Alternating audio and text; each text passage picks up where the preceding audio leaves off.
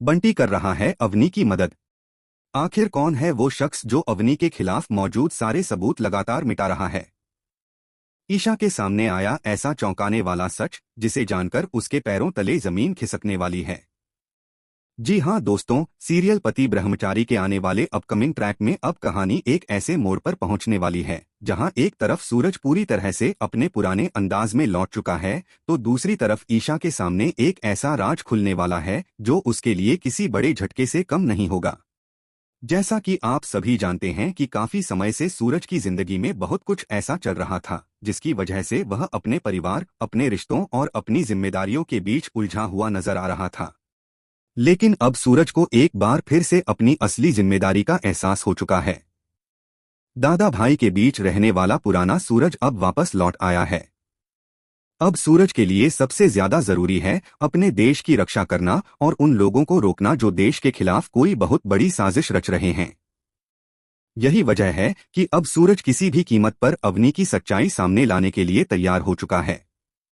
उसे समझ आ चुका है कि अवनी के पीछे कोई बहुत बड़ा राज छिपा हुआ है और यह मामला सिर्फ उसके परिवार तक सीमित नहीं है।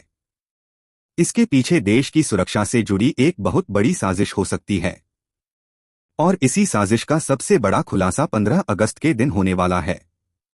दोस्तों, अब कहानी में सबसे बड़ा सवाल यही है कि आखिर 15 अगस्त के दिन ऐसा क्या होने वाला है? किस तरह का धमाका होने वाला है? कौन लोग इस पूरी साजिश के पीछे हैं?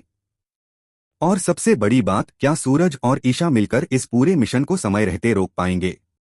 क्योंकि अब सूरज और ईशा दोनों ने ठान लिया है कि वह अवनी को किसी भी कीमत पर एक्सपोज करके रहेंगे। ईशा तो पहले ही अवनी की कई हरकतों को लेकर शक कर चुकी है। उसे लगातार महसूस हो रहा है कि अवनी जितनी मासूम और सीधी दिखाई देती है, असल में उसके पीछे उतना ही बड़ा राज छिपा हुआ है। ईशा ने अवनी के खिलाफ कई ऐसे सबूत जुटाए थे जिनके आधार पर वह उसकी सच्चाई सूरज और बाकी परिवार के सामने ला सकती थी। लेकिन दोस्तों, यहीं से कहानी में आने वाला है सबसे बड़ा ट्विस्ट। जब ईशा पुलिस स्टेशन पहुंचती है और वहां मौजूद सबूतों को दोबारा चेक करती है तो उसके होश उड़ जाते हैं। जिन सबूतों को ईशा ने अवनी के खिलाफ सुरक्षित रखा था, उनमें से एक एक करके सारे सबूत गायब हो चुके हैं। सिर्फ इतना ही नहीं, बल्कि जो सबूत पुलिस स्टेशन में सुरक्षित रखे गए थे, उनमें भी किसी ने बड़ी चालाकी से छेड़छाड़ कर दी है। ईशा को समझ ही नहीं आता कि आखिर ऐसा कौन कर सकता है, क्योंकि पुलिस स्टेशन कोई ऐसी जगह नहीं है जहां कोई भी आसानी से घुसकर सबूतों के साथ छेड़छाड़ कर सके। वहां सुरक्षा होती है, पुलिस अधिकारी होते हैं और हर चीज पर नजर रखी जाती है। ऐसे में अगर अवनी के खिलाफ मौजूद सबूत वहां से गायब हो गए हैं तो इसका साफ मतलब है कि इस काम को अंजाम देने वाला कोई ऐसा शख्स है जिसे पुलिस की व्यवस्था और जांच के बारे में अच्छी जानकारी है। ईशा इस बात से बेहद परेशान हो जाती है। उसे लगता है कि शायद उसके आसपास ही कोई ऐसा व्यक्ति मौजूद है जो अवनी के साथ मिला हुआ है। कोई ऐसा शख्स जो ईशा की हर चाल पर नजर रख रहा है और जैसे ही ईशा अवनी के खिलाफ कोई सबूत जुटाती है, उससे पहले ही वह व्यक्ति उस सबूत को खत्म कर देता है। लेकिन दोस्तों, कहानी यहीं खत्म नहीं होती। ईशा को घर में एक ऐसी पेन ड्राइव के बारे में पता था जिसमें अवनी से जुड़ी बेहद महत्वपूर्ण जानकारी मौजूद थी। ईशा को पूरा भरोसा था कि अगर वह पेन ड्राइव उसके हाथ लग गई तो अवनी का पूरा सच दुनिया के सामने आ सकता है। ईशा उस पेन ड्राइव को सुरक्षित जगह पर रखती है ताकि कोई उसे चुरा न सके। लेकिन जब ईशा उस पेन ड्राइव को दोबारा लेने के लिए जाती है तो उसके होश उड़ जाते हैं। पेन ड्राइव वहां मौजूद ही नहीं होती। जी हाँ दोस्तों, जिस पेन ड्राइव को ईशा ने बेहद सुरक्षित समझकर रखा था, वह चोरी हो चुकी है। अब ईशा के सामने एक के बाद एक सवाल खड़े होने लगते हैं। आखिर पेन ड्राइव चोरी किसने की? किसे पता था कि पेन ड्राइव कहाँ रखी गई है? किसे पता था कि उसके अंदर अवनी के खिलाफ इतने बड़े सबूत मौजूद हैं? और सबसे बड़ा सवाल यह कि ईशा के इतने करीब कौन है जो उसकी हर गतिविधि पर नजर रख रहा है? ईशा को यकीन होने लगता है कि अवनी अकेली यह सब नहीं कर रही। उसके पीछे जरूर कोई ऐसा व्यक्ति है जो लगातार उसकी मदद कर रहा है।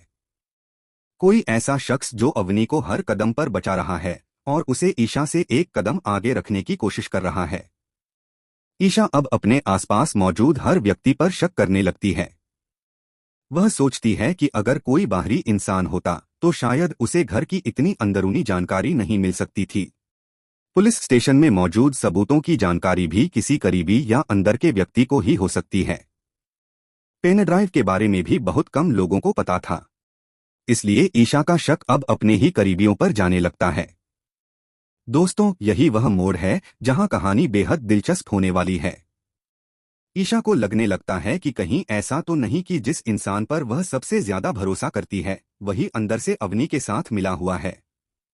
कहीं ऐसा तो नहीं कि उसके घर का ही कोई सदस्य अवनी को हर कदम पर जानकारी दे रहा है। और अगर ऐसा है तो वह इंसान आखिर कौन है? ईशा इस रहस्य को सुलझाने के लिए पूरी तरह तैयार हो जाती है। वहीं दूसरी तरफ सूरज भी अब अवनी को लेकर किसी भी तरह की लापरवाही करने के मूड में नहीं है। उसे समझ आ चुका है कि यह मामला सिर्फ परिवार की लड़ाई नहीं है, यह मामला देश की सुरक्षा से जुड़ा हुआ है। 15 अगस्त के दिन होने वाला धमाका अगर सच में किसी बड़ी साजिश का हिस्सा है तो उसे रोकना बेहद जरूरी है।